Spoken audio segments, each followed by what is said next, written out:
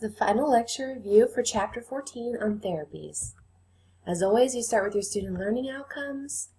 For therapy, though, really with the therapy unit, we're bringing together so much information that we've discussed throughout the entire semester. So to kind of get us ready to start thinking about therapy, say, why do people seek therapy? Why would anybody go and obtain therapy? And then what does that therapy look like? So when someone's actually in the office receiving therapy, or maybe not even in an office, maybe in a wilderness setting, really, what does this look like? There's a lot of reasons that people identify for why they seek therapy. So things like experiencing psychological symptoms or disorders, having trouble in their relationships, life transitions. Some people also seek therapy for self-knowledge. So my husband is a hospital chaplain, and he has to seek therapy just to learn about himself so that he can be a more effective chaplain. But what we're going to talk about for this unit are two types of therapy. So the first we're going to talk about is psychotherapy. And this is obviously what we're going to spend most of our time with because this is psychology class. But with psychotherapy, we're talking about using psych techniques to treat problems. The other type of therapy that we'll spend a bit of time in is biomedical therapy. So we won't go really deep into biomedical therapy, but still kind of this therapy we're talking about the role of biological factors, and people use medical treatments. This chart is really important, so this explains to you who's who among mental health professionals. So you'll be able to see the differences among all of these providers of therapy. So there's many types of individuals who can provide therapy. We've got psychiatric nurses, psychiatrists, clinical psychologists, but there are some big distinguishing characteristics between these types of people. So if you read through the chart, you'll see that, but a really important distinction is that psychologists are academic doctorates, and so they don't typically prescribe medications. Psychiatrists, though, are medical doctors. So when we talk about psychiatrists, we're really talking about those biomedical types of treatments. So an important thing that I want you all to realize is that the material for this unit you already know. You already know a lot about this material. So if you think, in your mind, you think about everything we've talked about so far, and you say, what would therapy look like based on these specific approaches? So if you had psychoanalysis based on that psychoanalytic theory and Freud, what do you think that therapy would look like? If you went to someone who was a humanist, so we've talked about Maslow and Rogers, if you went to someone who's a humanist, what do you think your therapy would look like? If you went to someone who subscribed to the behaviorist viewpoint, what do you think your therapy would look like? And finally, the cognitive aspects. If you went to somebody who said, I'm a cognitive, or I come from the cognitive perspective, what would you expect from your therapy? So I'm sure you all can kind of bring to mind something just from reading these labels, and so it's really helpful because you already know a lot of this stuff. You already know a lot of this therapy stuff. So the first one we'll start with is psychoanalytic therapy based on Freud's work. So if you can imagine or remember Freud that we talked about with personality, he believed that a lot of what was going on with people was in their unconscious. So he thought we needed to unearth those unconscious issues, the repressed conflicts, to pull them back up to the surface and to kind of understand or help the patient gain insight to understand what's really going on with them. That red couch down below is actually Freud's couch, which I always thought was kind of interesting that it was so bright and patterned. Normally they depict it more in this black and white fashion, very boring and standardized, but his couch was actually pretty fun. But that's what he would help patients to do, though, is develop that unconscious or insight into their unconscious. One thing, though, if you imagine trying to develop insight into something that you don't have access to, it's going to take a long time. It's going to be something that requires a lot of digging. And that's what Freud's therapy really was. It was really expensive. It took years to have traditional psychoanalysis. Some of the techniques that Freud used were free association, which we've talked about before, but just reporting all of your thoughts and feelings. He thought resistance was extremely important, so patients who would be talking on the couch, but then would suddenly stop, he would say, that's resistance. You were about to reveal something important, and you stopped. He thought dream interpretation was extremely important, so he wanted to walk through all of the dreams to kind of get at the unconscious. And he also wanted to foster transference. So he thought it was important that people eventually put their emotions that are associated with somebody important in their life, to put those emotions onto the therapist so that the therapist can work through whatever conflicts were there. So he wanted to foster transference. The video below is a really good example of all of these techniques. It's kind of humorous. Short-term dynamic therapies, though. If you like this psychoanalytic perspective, which many people do, but you don't have time for years and years of psychoanalysis, there are options. So short-term dynamic therapy, normally with this you have a time-limited thing, so you're only going to be in therapy for 6 months or so. You want to work on a specific goal, so you want to figure out maybe why you're so passive in the workplace. So that's your goal. And the therapist will be more active. So instead of just sitting there and letting the person, free associate, they'll actually engage. Interpersonal therapy is one version of this, and it's going to focus on those current relationships rather than on one's first relationships with the parents. I'm going to bring us into humanistic therapy. Humanistic therapy, let's say humanistic theories. But yes, they're based on humanistic theories. But with therapy, coming from a humanistic perspective, we're talking about one's self-perception as being extremely important, as well as those conscious thoughts and perceptions. But when you think of humanists, you should remember that they view people as innately good. And their goal is to help people become self-actualized. So if you remember Maslow's pyramid, the very top is that self-actualization. That's what this therapy is supposed to help people do. With client-centered therapy, this was based on Rogers' work. The therapist here is non-directive, so they don't really make any suggestions. They don't say much to the client necessarily in terms of what they should do. They just listen and reflect in ways that represent genuineness, unconditional positive regard, and empathetic understanding. So they show their true feelings, they're genuine. They regard their client as good no matter what the client says. They hold them to a high esteem, and they are really empathetic with their clients. So they spend that time really getting to know the person and showing that they like the person. You can watch Rogers actually provide an example in that video linked here. And then Peanuts has so much good psych stuff in it, but you can read that comic about self-actualizing. Motivational interviewing is based in the humanistic perspective, but with motivational interviewing, it's very directive. You might only have one session with the client, and you're trying to get that person to move from I can't to I can. So you're encouraging these self-motivating statements. So this is something my husband does with his clients that he works with, and I've heard him on the phone do this. He starts with people who are like, I can't do anything about my situation is stuck. And he'll work with them over and over. So why can't you do anything? What could you do? Name one thing that you could do. What are you going to do when we get off the phone together? What are you going to do here? So he just kind of makes these individuals, or helps these individuals, not makes them, but helps them to start making those statements about what they can fix in their life. That'll bring us into treatments based on behaviorism. So these are behavioral types of therapy, and behaviorists really believe that you've learned certain behaviors and you can unlearn them. So some of these techniques they're going to use are based on classical conditioning principles. Big one with here is counter conditioning. So with counter conditioning, Mary Cover Jones was our first behavioral therapist using these classical conditioning techniques, and she had a little guy who was afraid of rabbits, but he loved crackers and milk. That was his favorite snack. So she used counter conditioning by providing crackers and milk to this child while a rabbit was in the room. And then she kept moving it closer and closer and closer every day at snack time.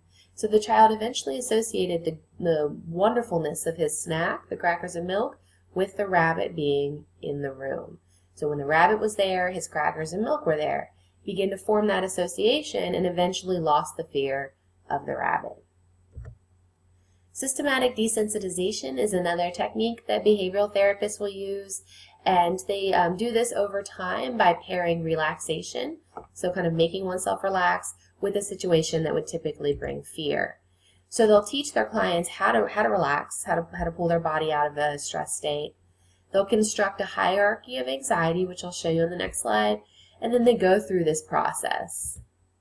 This is an anxiety hierarchy right here, so you can see the degree of fear being listed.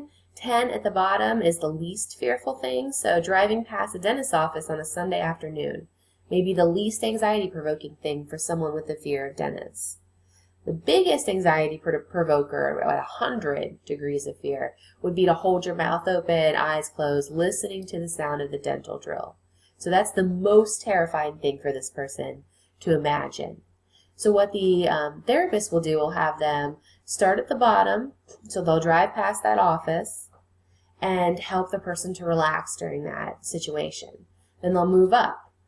They'll drive past on a work day, and they'll help the client to relax. And once they're able to relax there, they'll move up. So eventually, the client should be able to relax even at the top of their anxiety hierarchy.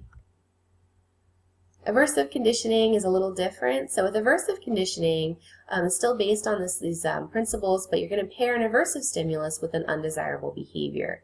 So this is what Antabuse does. It pairs this medication makes you vomit if you have alcohol in your system, makes you really nauseous and feel horrible. So they're trying to make an association there where if I drink alcohol, I feel horrible. So they're trying to pair those two things.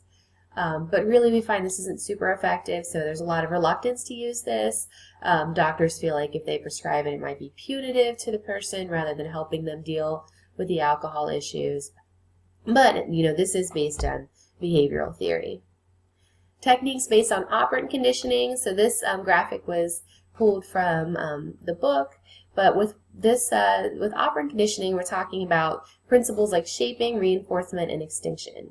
So if you remember shaping from the learning chapter, we're trying to slowly change behavior to a more desirable behavior, rewarding closer approximations each time. With reinforcement, we're just providing that, mostly positive reinforcement in many of these studies, providing that little star or token or a treat that helps people to show the right behavior. And then with extinction, we're trying to have certain behaviors become extinct. So in this graph, we see a kid who keeps entering their parents' bed, and they don't want that behavior to occur. So they're trying to make that behavior extinct by providing reinforcement and shaping it over time. And you end up seeing with this graph that this is very effective. Another thing that you might have had experience with in your lower grades when you're a kid is the token economy. So with the token economy, you provide tokens, gold stars or tiger bucks or things like that, so that people can work towards something they really want. And that'll pull us into cognitive therapy. With cognitive therapy, these people believe that the reason you're having issues, the reason that issues are present, is due to faulty illogical thinking. So with cognitive stuff, we're always talking about our thinking. So with these therapists, they want to help you alter your thoughts. So switch your thoughts over to something that's not illogical and is actually going to help you out. The first theorist we'll talk about here is Ellis with his rational emotive therapy. Rational emotive therapy. I keep wanting to say theories. But with Ellis, he believed that our difficulties are caused by irrational beliefs. So we have some kind of issue, that's our A, and then we think that it immediately goes to C. So an issue occurs, we have a consequence. But Ellis was saying there's really a B there. There's this belief factor. So if you have a belief and you think something after an event occurs, that's going to trigger these emotional consequences. So it's highlighted there. And the therapist in rational emotive therapy and RET, the therapist is very directive. So they will call you out on it. That's kind of what they do. So, hey, no, you're not doing this right. You're thinking something wrong. This is a list of his irrational beliefs. So things like it's a dire necessity for you to be loved or approved of by everyone in your community. So if you believe that, you're going to hold yourself to this standard that's just unmeetable, and it's going to provide you with a lot of stress. So he'll help to challenge those irrational beliefs. One I see a lot is number 9. You should become extremely upset over other people's problems. So he'll help challenge that and say, why? Why should you be upset over this other person's problem? And help to kind of bring the client back down to earth.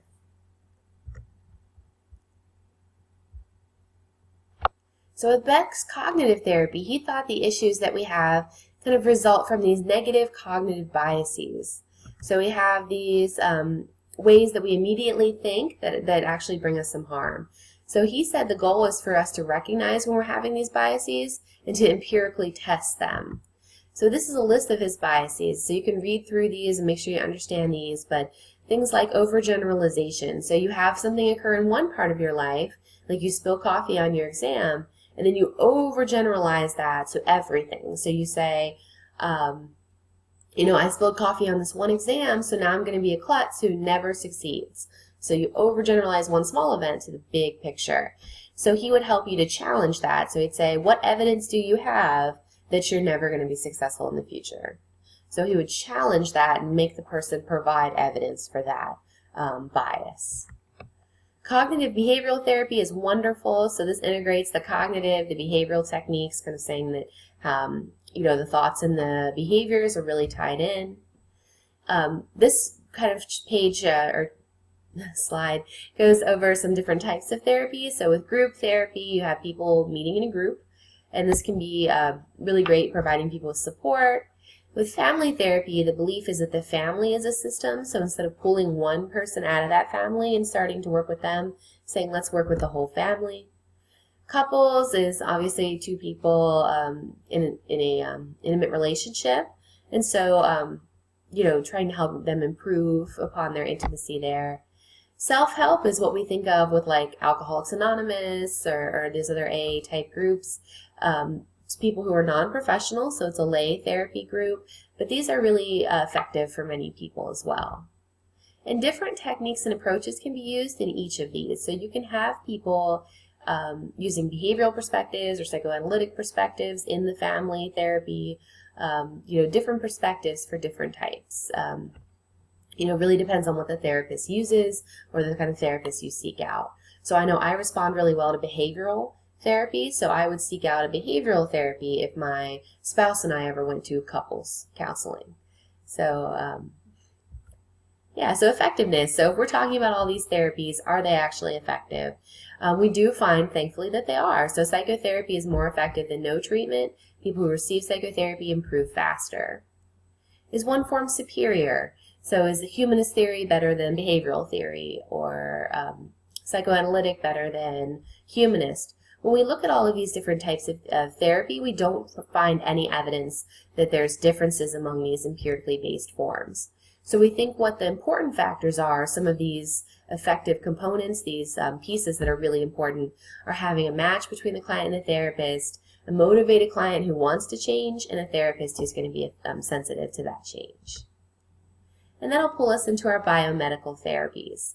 So as you can see from the pictures below, this is already going to be kind of a storied picture, but we're not going to spend a ton of time in the horrible things that happened before. We're going to talk about what happens now, but we'd be remiss not to mention that this wasn't always the case. So with medical treatments that people would receive today from a psychiatrist, people would often receive psychotropic medication, so things like Paxil or Zoloft. They receive medications, and in certain cases they might receive electroconvulsive therapy or ECT. However, this wasn't always the case. So like I said, we'd be remiss not to mention some of these therapies. Our biomedical therapies do have a really storied history. Things like trephining skulls, which is the first picture there, that you can see of this hole in the head, that's a trephine skull. We've also whirled them, so put them up on these machines, whirled them around, as well as done things like lobotomies, where an ice pick was inserted up through the frontal lobe and kind of shooken around up there. So there's been a lot of negative things done to try to help people with psychological illnesses. But the important thing is that this was done due to the medical knowledge of the day. It wasn't punitive. It wasn't like, I'm going to torture that guy. It was, I think this might help that guy. That's where this came from.